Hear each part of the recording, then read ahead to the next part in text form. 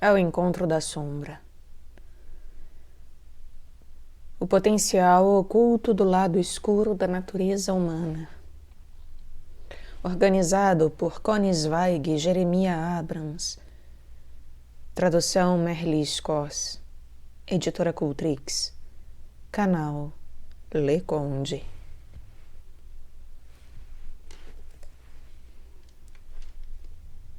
Parte 5ª. A sombra da realização. O lado escuro do trabalho e do progresso. Pois a raiz de todos os males é o amor ao dinheiro. 1 Timóteo capítulo 6, versículo 10. Não estou neste planeta para fazer alguma coisa. As coisas que realizamos são expressões do nosso propósito. Paul Williams. O progresso é o nosso principal produto. Slogan publicitário.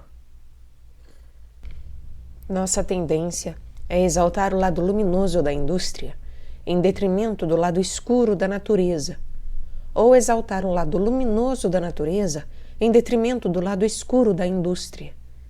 Na realidade, precisamos comparar luminoso com luminoso e escuro com escuro. Thomas Berry. Introdução. A sombra pessoal da ética do trabalho nos Estados Unidos tem sido bastante explorada na literatura, cada vez mais numerosa, sobre o estresse e o desgaste.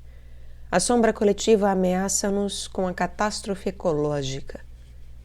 Quase todos nós já vimos uma pessoa amada, talvez o pai ou o avô, dar tanto valor à produtividade a ponto de sacrificar as outras coisas da vida.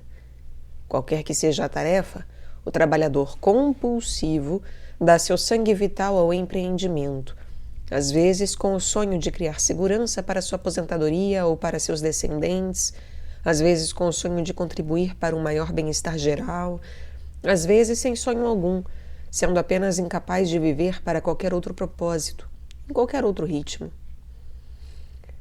Mais possuído pelo eu demoníaco do que encantado pelo processo criativo, a pessoa que trabalha compulsivamente não consegue soltar suas próprias rédeas. O trabalho compulsivo está sendo visto como um vício, um comportamento de compulsões de repetição, como o jogo ou o comer compulsivo.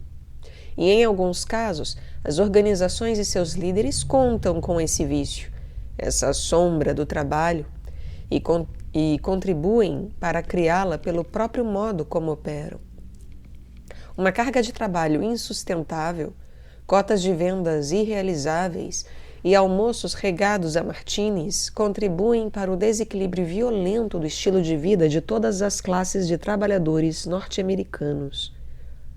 O preço é alto para todos os envolvidos. A família sofre com a ausência da pessoa. O trabalhador estafado sofre a deteriorização física e emocional causada pelas exigências de uma vida injusta. E as empresas sofrem a rotatividade de executivos, um típico comichão do 7º ano. Douglas Labier, autor de Modern Madness, A Loucura Moderna, chama-os as baixas da guerra do trabalho. Aquelas, abre aspas, pessoas saudáveis que se ajustaram com grande custo emocional a condições que podem ser boas para o progresso da carreira, mas não para o do espírito. Fecha aspas. Ele sugere que o sucesso pessoal dessas baixas do trabalho, em geral, significa apenas uma boa adaptação, um ajuste à persona coletiva da organização por meio da repressão das qualidades que não se adequam à imagem da empresa. Pois as empresas também têm uma persona que é criada pela declaração da missão da empresa, uma fachada bonita para o mundo, e, portanto, tem um lado escuro e invisível que inclui míseros benefícios ao pessoal, pouca tolerância por feedback, ou conflitos internos, políticas externas com desastrosas consequências ecológicas ou desonestidade para com o consumidor. No nosso emprego, todos nós já enfrentamos dolorosos conflitos de valores. Às vezes sentimos-nos forçados a violar princípios, a dominar os outros, a não ver as necessidades pessoais dos empregados, a dizer mentiras brancas e a nos vender de muitas outras maneiras miúdas.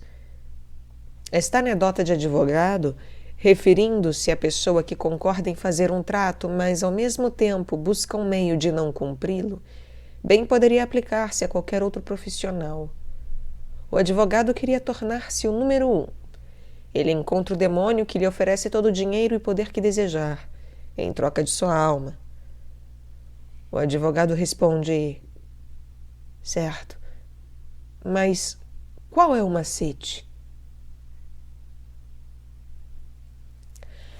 A pressão dos ambientes de alta tensão molda-nos em formas retorcidas, levando-nos a fazer tratos a um grande custo para nós mesmos. O sucesso leva à inflação do ego, enquanto que o fracasso leva a uma dolorosa vergonha. Como o bilionário Donald Trump, um dia estamos voando alto e, no outro, no fundo do poço.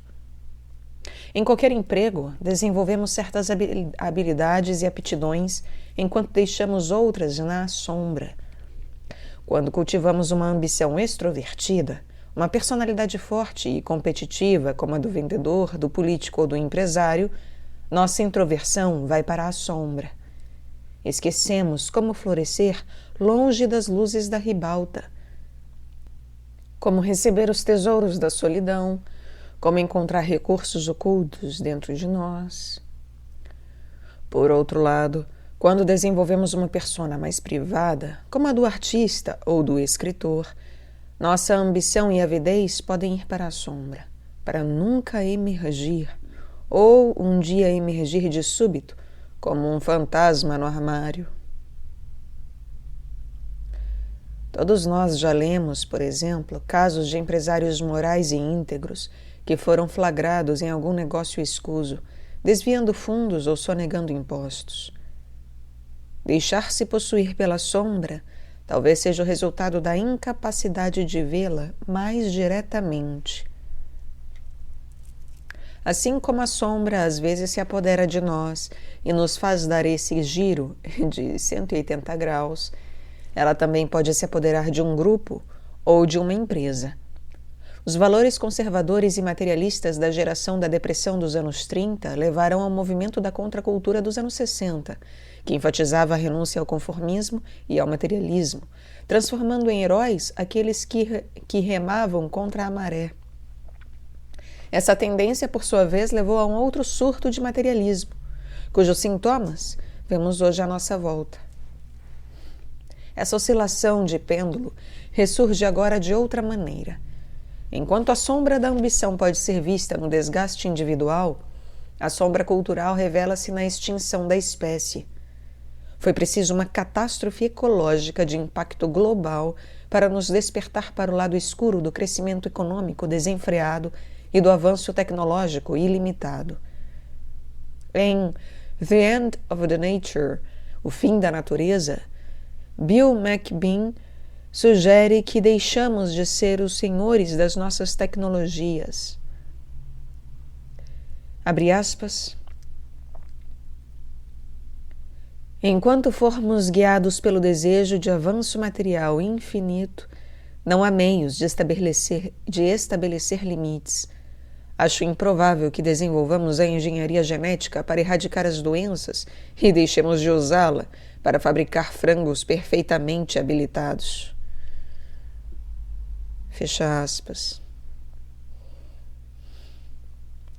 Abrindo esta sessão, Bruce Shackleton, psicólogo e consultor organizacional de Boston, descreve o encontro com a sombra no ambiente de trabalho, tanto em termos individuais quanto em termos empresariais.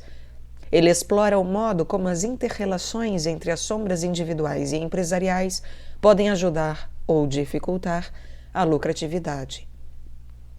No capítulo 22, John R. O'Neill, presidente da Escola de Psicologia Profissional da Califórnia, apresenta um excerto de seu futuro livro, The Dark Side of Success, O Lado Escuro do Sucesso.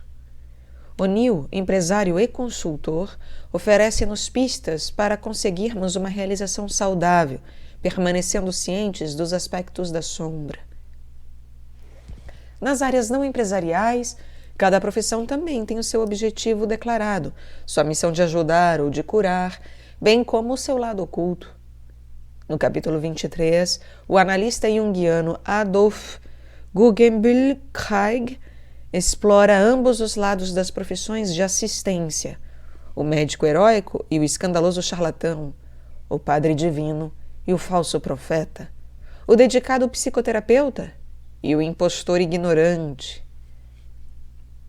Num excerto de Do What You Love, The Money Will Follow, Faça aquilo que gosta, o dinheiro virá junto, Marsha Sinetar, ou Sinetar, não sei, explora o modo como nossos defeitos e imperfeições pessoais aparecem no ambiente de trabalho e como podemos usá-los vantajosamente em nossa vida criativa. No seu livro When Technology Wounds, Quando a Tecnologia Fere, a escritora Shelley Gladning conta casos de pessoas com doenças provocadas pela tecnologia, desvendando os perigos, antes invisíveis, de avanços tais como computadores, luz fluorescente, pílulas anticoncepcionais, amianto e pesticidas.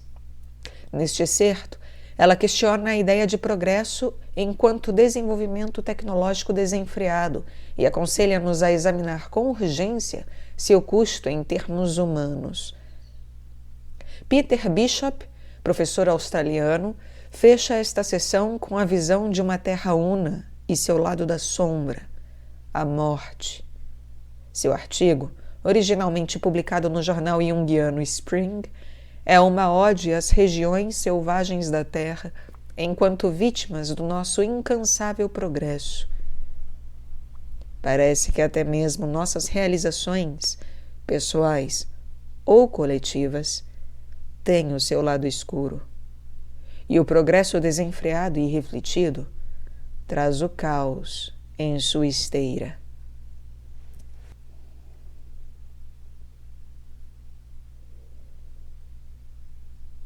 Capítulo 21. O encontro com a sombra no trabalho. Bruce Shackleton. O que nos impede de realizar tudo aquilo que conscientemente acreditamos tentar realizar? Qual é a natureza daquele lado de nós que sabota nossos esforços, nos faz tropeçar quando vamos em busca de nossas esperanças e aspirações e não quer ser exposto à luz do sucesso? Como as organizações nas quais trabalhamos contribuem para solapar a realização dos nossos objetivos, em vez de nos ajudar a alcançá-los? Embora seja menos reconhecido como fator-chave na formação da sombra do que a família, a escola ou a igreja, o ambiente de trabalho exerce enorme influência para que nos comportemos de maneira a alcançar adequação, adaptação e sucesso. No trabalho, todos tentamos agradar nossos chefes, colegas e clientes, geralmente escondendo nossas porções desagradáveis, nossa agressão, avidez, competitividade ou opiniões ousadas nos mais profundos recessos do nosso ser. Para muitas pessoas, o comprometimento psicológico e espiritual fica visível quando, por terem lançado tantas partes de si mesmas na sombra, descobrem ter vendido a alma à empresa. É claro que precisamos de uma sombra na qual esconder nossos impulsos negativos e destrutivos, e até mesmo nossas fraquezas e incapacidades. Mas o perigo surge quando escondemos coisas demais, muito no fundo. Quando a sombra de uma pessoa torna-se impermeável, inflexível e densa, é possível que ela se torne destrutiva e adquira vida própria. A sombra do poder e da competência. Quando conheci Harold, homem de meia idade, que 10 anos antes tivera aspirações de chegar ao topo, ele era vice-presidente financeiro de uma pequena empresa de alta tecnologia. Durante sua carreira em organizações maiores, Harold alcançava um sucesso razoável, mas logo que passou dos 40 anos, começou a fazer psicoterapia comigo porque se sentia deprimido, desmotivado e não via razão para tentar conseguir algo maior. Ele estava resignado naquela pequena empresa, ocupando um cargo que não constituía desafio à sua capacidade e passava grande parte do tempo pensando em aposentadoria. Harold herdara da família um sentimento de inadequação, um caso clássico de pouca autoestima. Nos empregos anteriores, tivera dificuldade para lidar com a autoridade, pois não se sentia realmente em pé de igualdade com os outros. O atual chefe de Harold era um homem de trato difícil, geralmente arrogante e insensível, que dirigia a empresa visando apenas a lucratividade. Não admitia opiniões contrárias e às vezes era cruel com seus empregados. Harold reagia à agressividade do chefão com uma presteza submissa e geralmente ansiosa. Ele encontrara um chefe sobre quem podia projetar a sombra da sua vontade de poder, de arrogância e de competência. Perto do chefe, ele se sentia inseguro e pouco à vontade, o que reforçava a imagem familiar de si mesmo. Durante algum tempo, isso foi uma combinação perfeita. Harold compusera uma fachada de homem que cumpre sua obrigação, e nada mais. Era aceito pela sua capacidade e por apoiar o status quo. Mas sob essa fachada de vários papéis, Harold ocultava sua energia criativa e seu entusiasmo, e com isso evitava qualquer confronto que pudesse ocasionar riscos, evitando também enfrentar sua própria capacidade de progredir profissionalmente. Tudo o que ele percebia eram vagos sentimentos de inquietude e de insatisfação. E logo a comporta começou a vazar.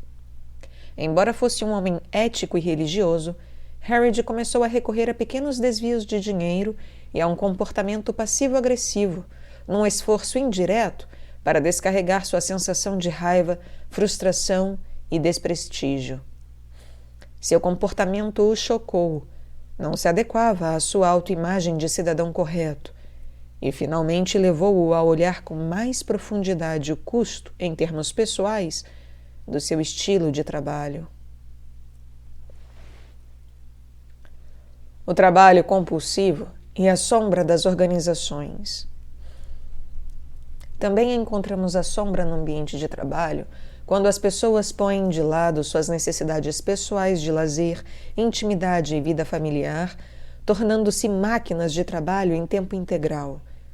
É inevitável que esse comportamento viciado resulte num estilo de vida altamente desequilibrado e compulsivo.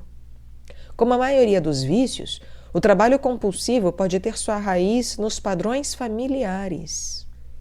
Em alguns lares, meninos e meninas são recompensados apenas em função do seu desempenho. Seu senso de valor pessoal fica totalmente ligado à ideia de vencer. Em outros lares, um genitor desse tipo transmite esse padrão à criança, que o herda assim como herdou a cor dos olhos. E, em certos casos, é o fracasso de um pai incompetente que incita a criança a buscar o sucesso, a tornar-se, na verdade, a sombra do pai. Se o trabalhador compulsivo trabalha para uma organização que estimula esse vício e no qual esse padrão é apoiado e encorajado, a combinação parecerá perfeita durante algum tempo. A sombra do empregado e a sombra da empresa estarão alinhadas. Mas o que geralmente ocorre é que alguma coisa, em algum lugar, vai começar a ceder. O empregado começa a revelar vícios múltiplos, tais como álcool ou drogas, ou chega a um estado de desgaste. A empresa muda seus rumos ou lideranças, e o lado pernicioso do trabalho compulsivo vai fazer estragos. Esse tipo de dedicação não é o único lado do avesso das organizações. Embora uma corporação em geral declare sua cultura, aquelas regras, rituais e valores de uma empresa que ajudam as pessoas a organizar suas atividades, as organizações também têm um lado menos visível e não declarado. O relacionamento das empresas com esse lado oculto pode determinar suas realizações financeiras e de pessoal. As organizações que negam a necessidade de um adequado desenvolvimento de recursos humanos e um controle do estresse, por exemplo, podem tornar-se censuradoras e insensíveis aos empregados. Quando há ênfase demasiada na lucratividade e pouco interesse nas necessidades individuais, uma atmosfera de desconfiança pode se desenvolver. Alguns empregados se transformam nos bodes expiatórios que serão atacados ou sacrificados no esforço de resolver a dinâmica intrínseca da organização. Por outro lado, as culturas empresariais que encorajam uma forma aberta de comunicação podem estabelecer sistemas de controle para os problemas da sombra individual e grupal, com resultados bem diferentes. Uma organização saudável pode ajudar a limitar a atuação negativa através da construção de sistemas abertos de retorno, harmonizando valores e propósitos e até mesmo ajudando os empregados a desenvolver suas capacidades mais profundas. A motivação do empregado também está profundamente ligada ao conteúdo da sombra. Por exemplo, as pessoas que estão subindo talvez precisem negar suas qualidades mais compassivas, pisando no calo dos outros para poder conquistar a imagem da escalada profissional. Quando no topo, elas provavelmente irão operar a partir do lado da sombra, só permitindo que seu lado humano mais profundo se revele em casa com a família, numa moderna cisão do tipo Dr. Jekyll e Mr. Hyde. Em casos mais extremos, deixar-se possuir pela sombra pode levar ao mais flagrante desrespeito pelos outros, tanto no lar quanto no trabalho. Os problemas da sombra individual e empresarial geralmente são negligenciados pelos gerentes e consultores de recursos humanos. Seria extremamente proveitoso reconhecer mais prontamente o lado escuro e colocá-lo trabalhando para nós na renovação individual, empresarial e social.